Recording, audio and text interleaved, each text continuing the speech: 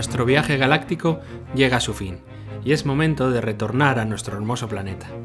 Ya sabes que no podemos estar demasiado tiempo en gravedad cero, ya que nuestra musculatura se debilita y nuestros huesos necesitan de gravedad para mantener su estructura fuerte.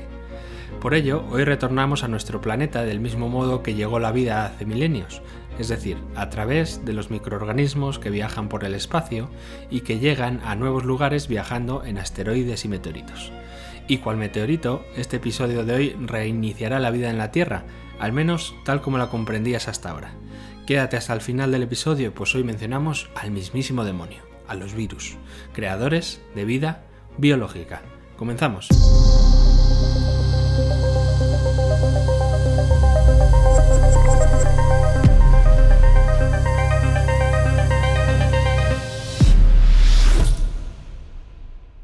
Hemos tenido un hermoso viaje de gran altura que, como todo buen viaje, es necesario asimilar y recordar, viendo las fotos que nos hemos hecho e integrando en nosotros todo lo aprendido en esta bella experiencia. Y es que un viaje es realmente un viaje si tú ya no eres el mismo o la misma después de realizarlo, si como una aplicación de tu teléfono te actualizas con la nueva información descargándote la nueva y mejorada versión. Soy muy consciente de que en los capítulos anteriores posiblemente te he mostrado datos que aún no sepas muy bien para qué sirven y qué implicaciones tienen esto en tu salud. Y corremos el riesgo de que lo metas en tu cajón de cosas interesantes para filosofar, pero que poco cambia en tu realidad. Vamos, que te quedes con la foto para subir en Instagram para el postureo y que por hacer esa foto no disfrutases de la verdadera experiencia. No te preocupes, que yo estoy aquí para precipitar toda esa información galáctica en una guía práctica para llevar a tu vida en la Tierra.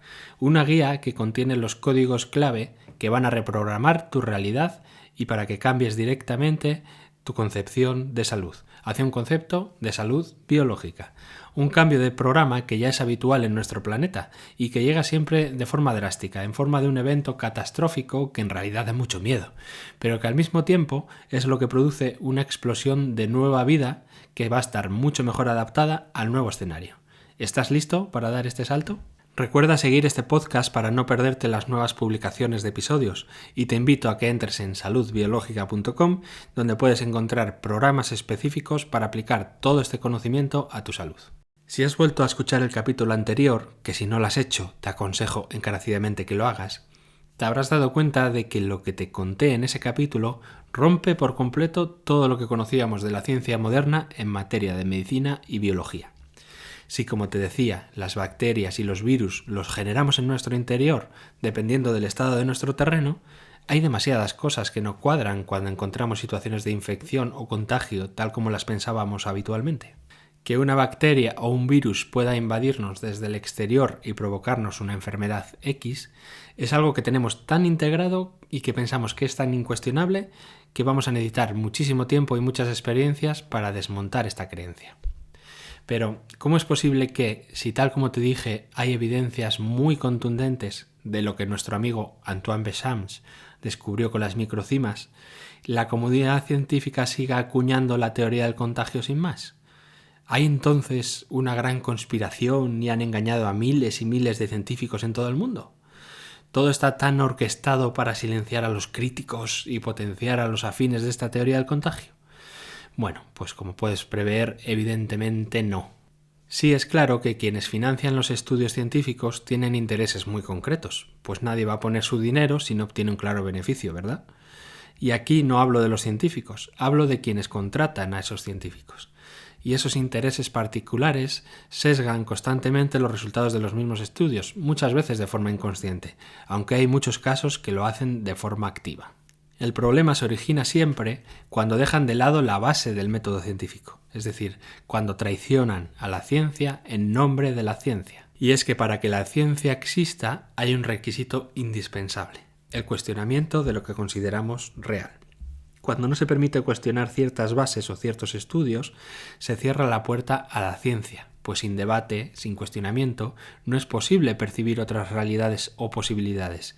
Y sin esa apertura de percepción, es imposible descubrir algo nuevo, algo distinto a lo que ya ha sido planteado. Y si en todo esto hay un enemigo claro de la ciencia, estos son los dogmas. Dogmas que, como ya sabes, son, entre comillas, verdades que se han aceptado por convenio, sí, por convenio, por acuerdo, y que a partir de que se acepta ese convenio son totalmente incuestionables e inamovibles para la comunidad científica. Ya te decía que la medicina y la ciencia moderna se basan en dogmas, ¿verdad? Como el dogma que hemos visto del ADN o el dogma que estamos viendo de los gérmenes y el contagio. Y para que tu científico interior se quede tranquilo o tranquila, quiero mostrar cómo se generan estos dogmas con un ejemplo que es al igual de gracioso que lamentable, que se aplica a un terreno muy delicado además como es el cáncer.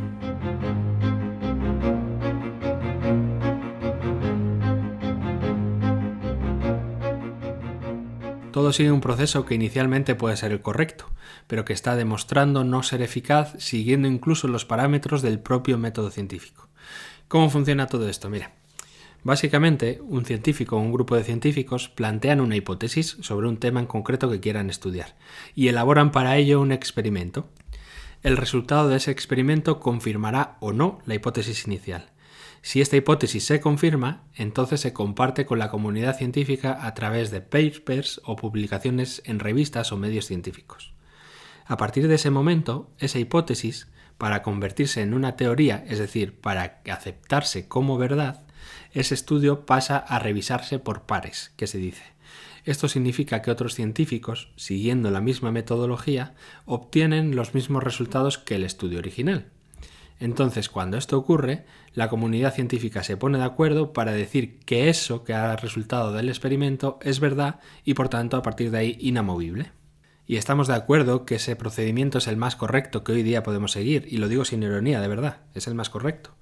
El problema está en que a partir de ahí eso se establece como dogma y ya se presupone que es cierto, extrapolando ese resultado a todos los contextos. Y no tienen en cuenta que ese resultado se dio siguiendo una misma metodología. Es decir, el segundo científico que fue a comprobar lo que el primero dijo, sigue los mismos pasos, con el mismo condicionamiento que el primero. Esto es como si tú reproduces exactamente la misma receta de pan que has visto en Internet. Si sigues exactamente los mismos pasos, las mismas cantidades, el mismo tiempo de cocción y con el mismo horno que quien te comparte la receta, pues muy posiblemente tengas el mismo resultado, ¿verdad? Ahora bien, esto no significa que la levadura que pones responda igual si alguno de todos estos parámetros cambia. Si coincide que en vez de usar el mismo horno usas otro distinto o se te escapa un poco más de cantidad de harina, el resultado del experimento, es decir, el pan, ya no sería idéntico al original. Pues en la ciencia eso habitualmente lo omiten, es decir, si han visto que el gen específico que llamaremos gen A, ante tal señal que recibe de una célula, genera una respuesta concreta, entonces ese gen A es el encargado de hacer ese tipo de respuesta. Parece lógico, ¿verdad? Pues ahí tienes una vía posible de cómo pueden llegar a la conclusión de que ese gen A es en realidad un oncogen, es decir, un gen que crea un tumor. Y esto a partir de aquí funciona como el teléfono escacharrado. No sé si conociste ese juego. Mira, el primer científico dice y explica con detalle todo lo que hizo en el experimento. El segundo lo reproduce y dice que llega a la misma conclusión siguiendo esas mismas instrucciones. Pero del tercero en adelante se empieza a omitir información, de tal manera que cuando llega a tus oídos te dicen que se ha demostrado que el gen A es el causante del cáncer de pulmón, por ejemplo. Pero se omite que ese gen responde así en esas condiciones específicas que se crearon para ese estudio, y que como el pan, si cambia algo de toda esa metodología seguida en el primer estudio, el resultado es totalmente distinto en la mayoría de los casos. Pero como ya fue demostrado por varios, esto pasa a ser cierto, a establecerse como dogma, como si ese gen respondiese así en todas las situaciones de la vida. Y a partir de ese convenio de que el gen A es un oncogen, de esa información sesgada, otros científicos, aquí viene lo mejor, empiezan nuevos experimentos con la creencia previa de que ese gen A ya es un oncogen. Y como te he contado en otras ocasiones, esas creencias son las que influyen directamente en la percepción, haciendo que ese científico, que todo lo que vaya a verse en ese estudio sobre ese gen, lo relacione directamente con el cáncer de pulmón. Y si ve, por ejemplo, que una sustancia extraída artificialmente de un alimento e introducida de nuevo artificialmente en el ambiente de la célula estimula ese gen A y hace que este gen se exprese, entonces ese alimento automáticamente pasa a ser cancerígeno, puesto que esa sustancia de ese alimento hace que se exprese un gen que han visto que produce cáncer de pulmón. Y la conclusión de todo este teléfono escacharrado a ti te llega tal que así. Se ha demostrado científicamente que el café tiene sustancias que son cancerígenas. Así, con esa voz además. Ahora bien, otro científico iluminado, en vez de obtener esa sustancia específica, ahora trabaja con un antioxidante del café. Hace un experimento similar con el famoso oncogen A. Y la conclusión que a ti te llega de todo esto sería: se ha demostrado científicamente que tal antioxidante del café es antitumoral. Perdón, ¿nadie se está dando cuenta de que la misma ciencia se está contradiciendo? ¿En qué quedamos? ¿El café es bueno o el café es malo? ¿Cuántas cosas así has escuchado de alimentos? Este alimento es bueno, pero al de 2 años te dicen que es malo, pero esta sustancia es buena y esta es mala y esto es cancerígeno. Así funciona todo.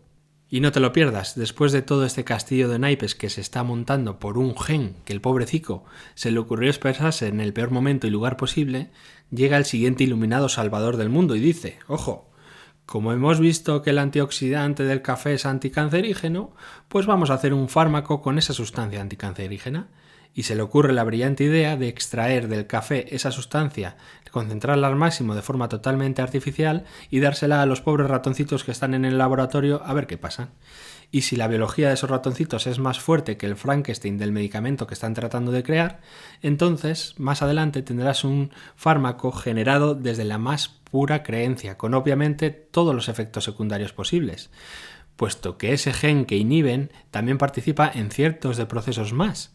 Y al inhibirlo, todo tu cuerpo se resiente. Puedes tener taquicardias, vómitos, se te cae el pelo, tu hígado se te inflama, pero ojo, eso sí, se reduce el cáncer de pulmón en el 30% de todos los casos. Todo un éxito, ¡guau!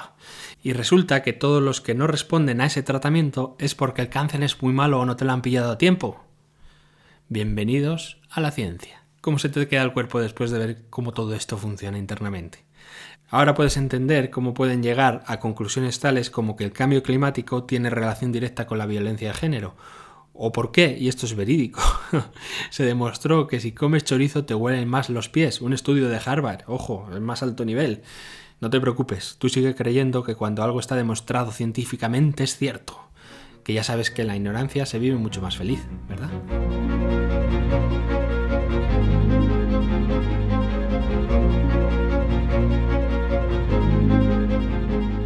Bueno, para ser justos con la ciencia, no siempre pasa esto que te he dicho.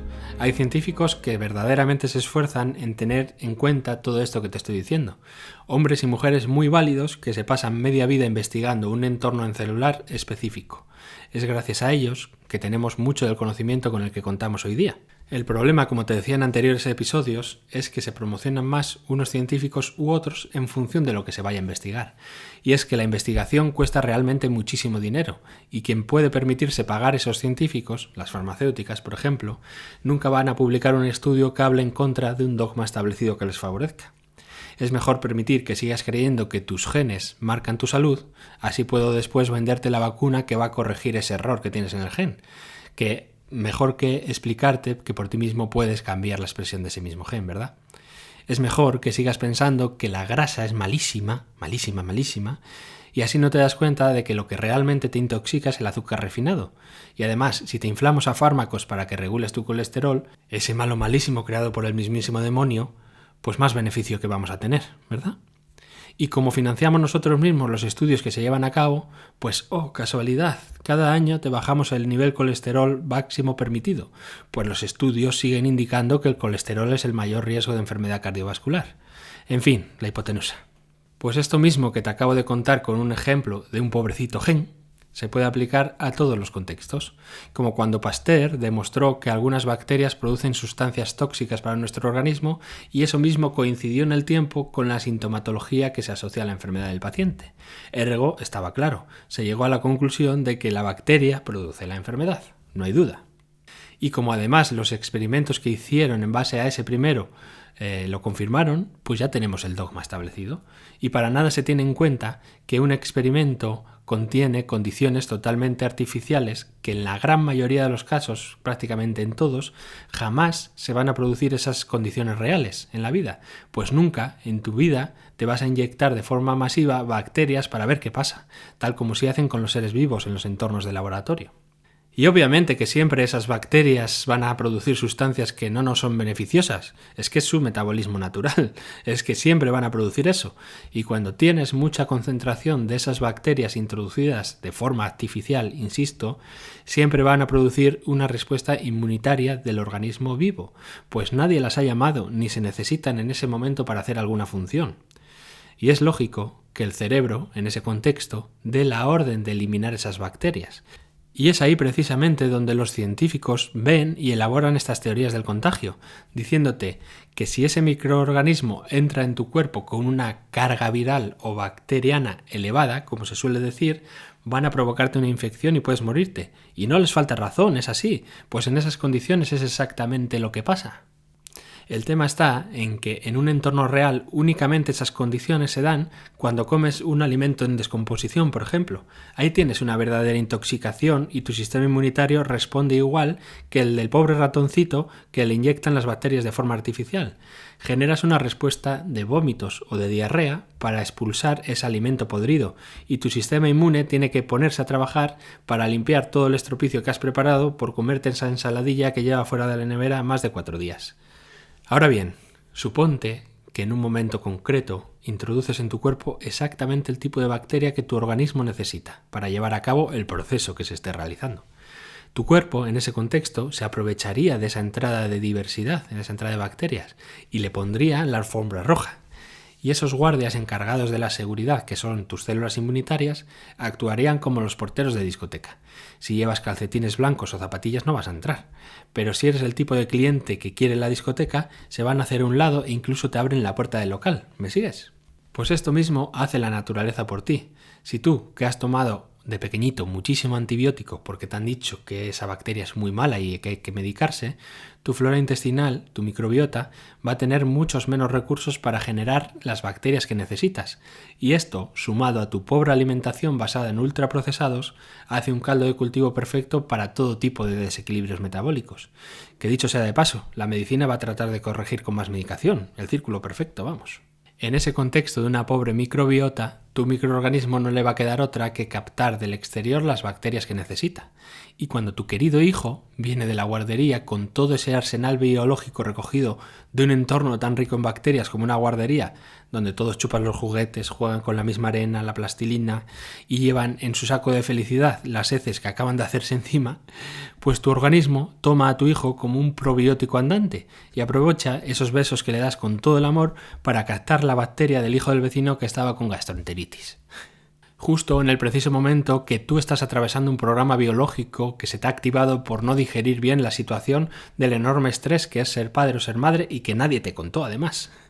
Y en ese preciso momento en el que tú piensas ¿por qué carajo me he metido en esto?, esa bacteria que trae tu hijo es exactamente la que necesitas para metabolizar los tóxicos generados por el cambio de pH que a su vez está provocado por tu pensamiento rumiante. Y voilà, contagio de gastroenteritis al canto. Sin embargo, si para ti la paternidad o la maternidad ha dado sentido a tu vida y eres muy feliz, esa bacteria que trae tu hijo pasará de largo, pues es un tipo de cliente que no interesa invitar a la fiesta. Del mismo modo que si tienes una microbiota sana y equilibrada, no necesitas coger del exterior más microorganismos, pues ya tienes todos los recursos que necesitas. Y ¡oh, casualidad, de nuevo! Los descubrimientos más recientes sobre microbiota te están mostrando que una microbiota sana y equilibrada es el primer paso para tener un sistema inmune correcto. Pero algo no cuadra en todo esto, ¿no? Como no pueden abandonar la teoría y el paradigma del contagio, se montan unos castillos de naipes enormes para justificar todo lo injustificable. Y ahora resulta que para que estés sano tienes que tomar bacterias, pero al mismo tiempo tienes a Pasteur en el otro hombro diciéndote al oído que esas bacterias producen enfermedades. Y la única vía para explicar esto es la famosa idea de que tienes bacterias que son buenas y otras que son malas. Pero dale 3 o 4 años y verás que pronto se desmontan el tinglao ellos mismos.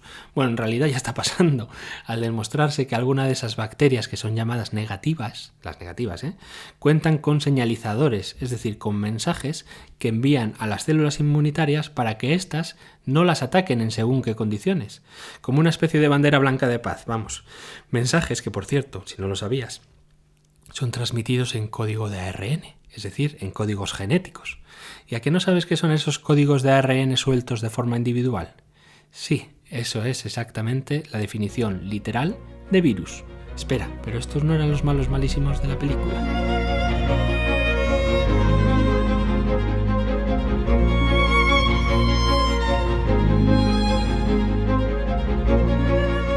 Una de las teorías más aceptadas hoy día de cómo se originó la vida en la Tierra es que ésta inició gracias al impacto de varios meteoritos y asteroides que transportaban virus y bacterias capaces de sobrevivir en el inhóspito ambiente del espacio y también en el de la Tierra en los tiempos iniciales.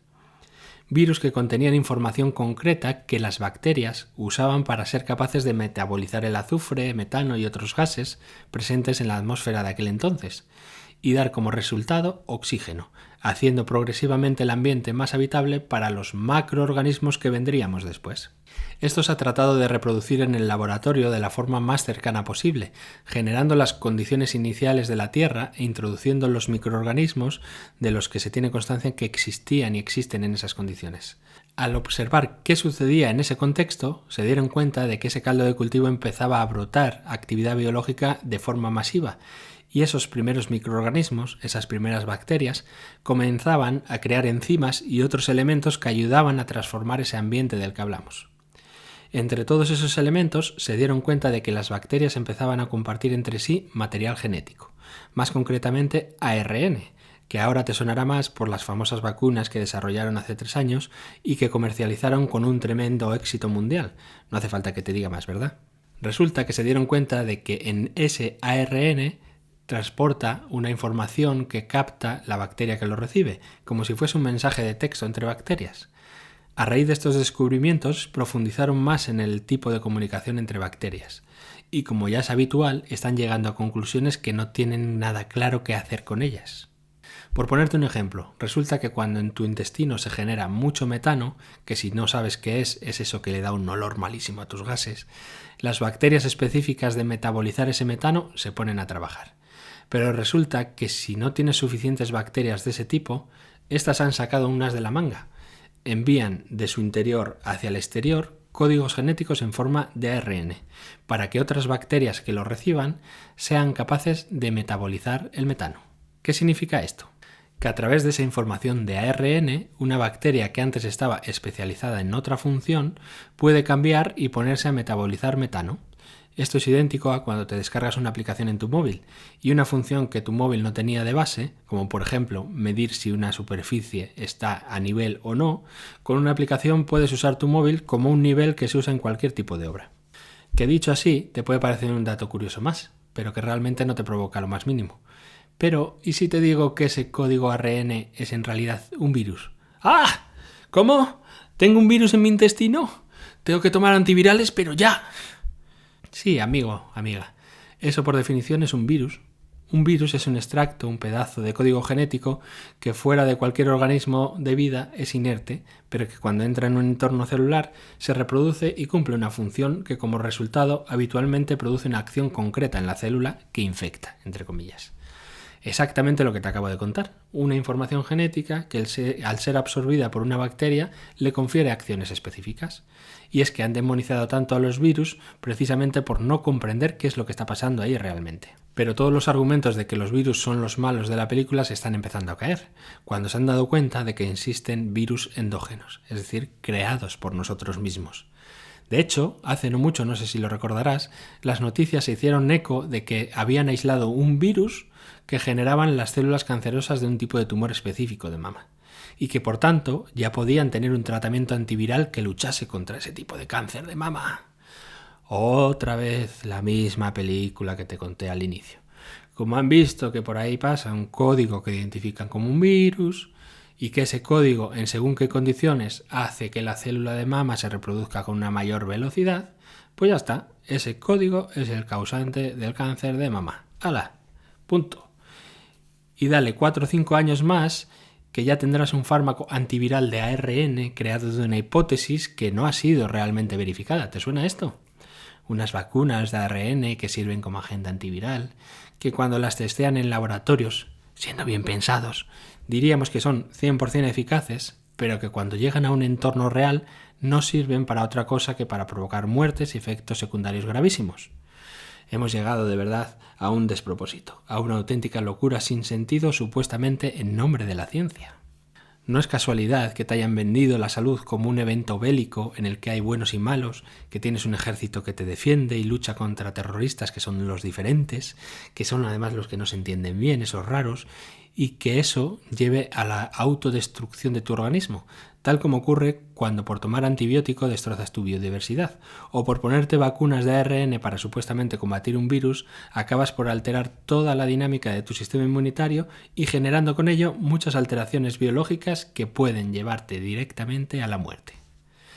Y es que cuando hay una guerra, nunca hay vencedores, ya lo sabes. Ambos bandos tienen pérdidas. Y únicamente vence el que se aprovecha de la situación para hacerse más y más rico. Historia de la humanidad que repetimos constantemente cual fractal, ya sea a nivel mundial o a nivel de tu organismo. Una programación hecha, esta sí que a propósito, desde antes de que llegues a este mundo, y que se aseguran que entiendas como primera cuestión que solo sobrevive el más fuerte. Suerte que, en verdad, la naturaleza es la más fuerte, y si llegado el momento ha de eliminar una especie, lo hará, más una totalmente prescindible como la nuestra, la de los humanos. Pero si algo da la vida, es la biodiversidad de las especies. Por ello, la naturaleza lucha siempre por el progreso y la evolución de las mismas, aun si con ello tiene que mostrarnos de forma brusca que el camino que estamos siguiendo solo nos lleva literalmente a la muerte.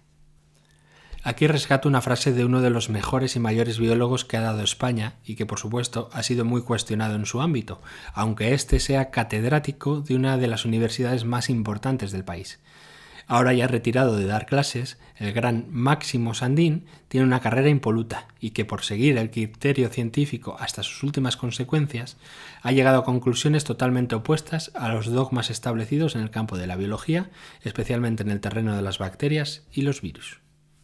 De hecho, te invito a que pases por su web, somosbacteriasyvirus.com, todo junto, somosbacteriasyvirus.com, ahora gestionada por una alumna suya, excelente bióloga también, llamada Almudena Zaragoza. En una de sus publicaciones, Máximo Sandín decía, y con toda la razón del mundo, la guerra permanente contra los entes biológicos que han construido, regulan y mantienen la vida en nuestro planeta es el síntoma más grave de una civilización alienada de la realidad que camina hacia su autodestrucción. Y es que Máximo Sandín nos muestra en todas sus publicaciones que lo que llamamos virus forma parte de la naturaleza y de la vida. Máximo es el que nos aporta el dato de que te di en el anterior episodio, que en una gota de agua hay más de 1 millón de virus, ¿recuerdas? Y que, como el nombre de su web dice, somos en realidad enormes agrupaciones de bacterias y virus que cumplen funciones reguladoras de la vida.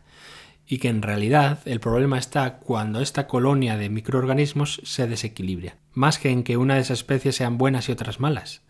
La naturaleza de tu organismo tiene infinidad de recursos para mantener el equilibrio con tu entorno y los principales agentes que participan en ese equilibrio son las bacterias y los virus. Virus que si la hipnosis a la que somos sometidos no te ha desgastado las neuronas, te darás cuenta de que en la misma definición está la clave para liberarnos de una vez por todas de la percepción de que los virus son el enemigo público número 1. Te he comentado que los virus son códigos genéticos de ARN, ¿verdad? Que fuera de un organismo vivo son inertes. ¿Cómo? ¿Perdón?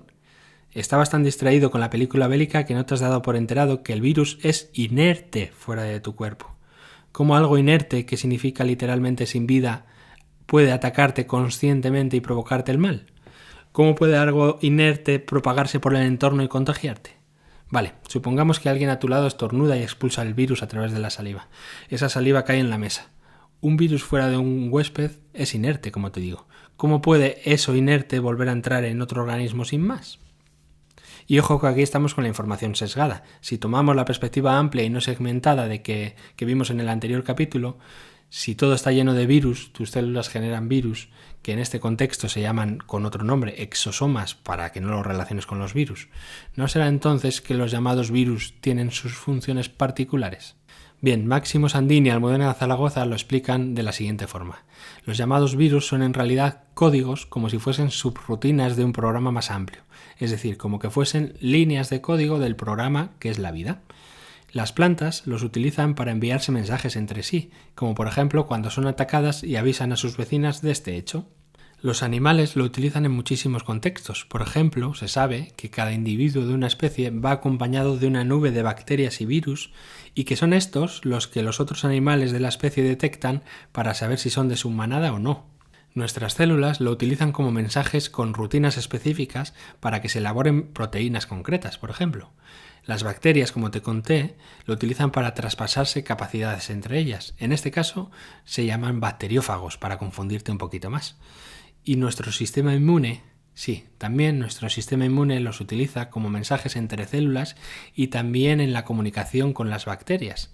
Un sistema muy similar al de las ya conocidas interleucinas, que son pequeñas proteínas de comunicación que utilizan las células, pero que como estas desde el principio se observó que lo producían las propias células, rápidamente se interpretó como algo positivo, no como los virus. Como ves, los llamados virus son unidades funcionales de código genético que tenemos incluso incrustado en nuestro ADN, cuestión que vuelve a poner en jaque a la teoría del contagio y a la inmensa mayoría de la industria farmacéutica.